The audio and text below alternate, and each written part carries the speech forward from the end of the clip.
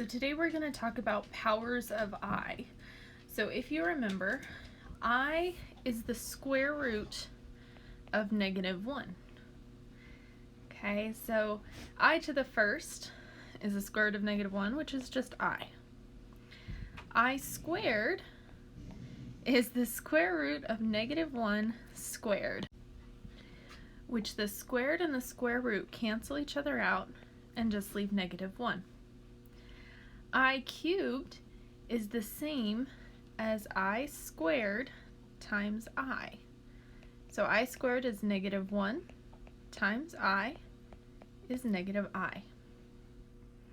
I to the fourth can be written as I squared times I squared, which is -1 times -1, which is a +1. So this is actually a pattern that repeats as you go further along in your powers of I. So I to the fifth is the same as I to the fourth times I, which is 1 times I, which is I. I to the sixth power can be written as I to the fourth times I squared. I to the fourth is 1, and I squared is -1. So 1 times -1 is -1. I to the seventh can be I to the fourth times I cubed, which is 1 times -I, which is -I. I to the eighth can be I to the fourth times I to the fourth, which is 1 times 1, which is 1. So the pattern goes I, -1, -I, 1. And after every four powers, I guess, exponents of 4, it repeats. So if we look at I to the 15th, sure, you can count through the powers of I all the way to the 15th, but how many times does 15 go through the process of repeating the I to the fourth? Okay, so basically, what is 15 divided by 4? Well, that's actually 3 3/4. So this will go through this process 3 times and land back at I. But then we have 3 left over to get to 15. Okay, so if we go through this process 3 times, we're only at 12 whenever we land at I. So we need 3 more than that. Okay, so 1, 2, 3 would land us at -I.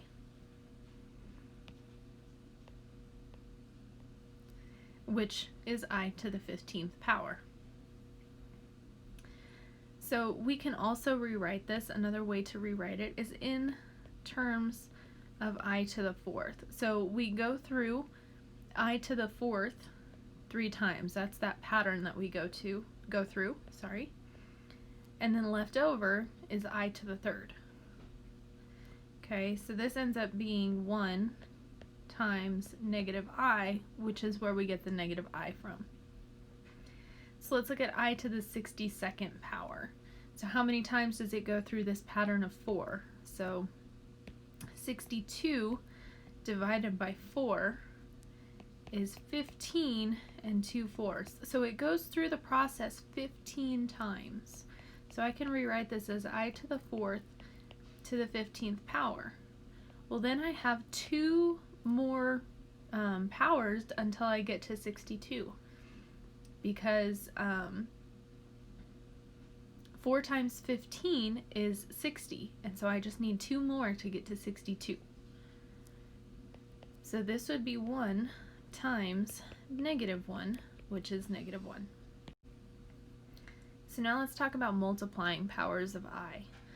So these imaginary numbers here, we are going to multiply them. So 4I times 7I. So multiply your numbers first. So 4 times 7 is 28. I times I is I squared. If you remember, I squared is the same as -1. So this actually multiplies to -28.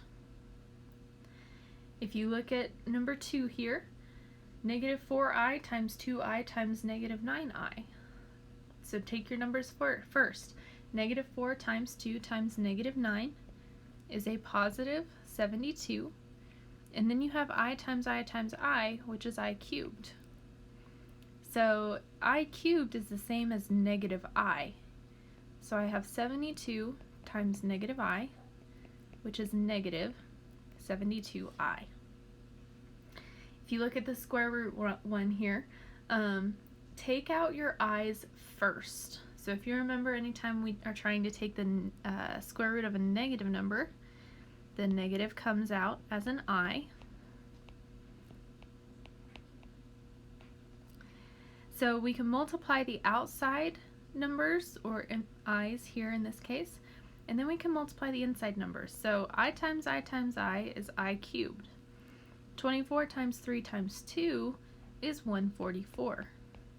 The square root of 144 is 12, so we will have 12I cubed. Well, I cubed is negative I, so my final answer is negative 12I. And this is how you work with powers of I.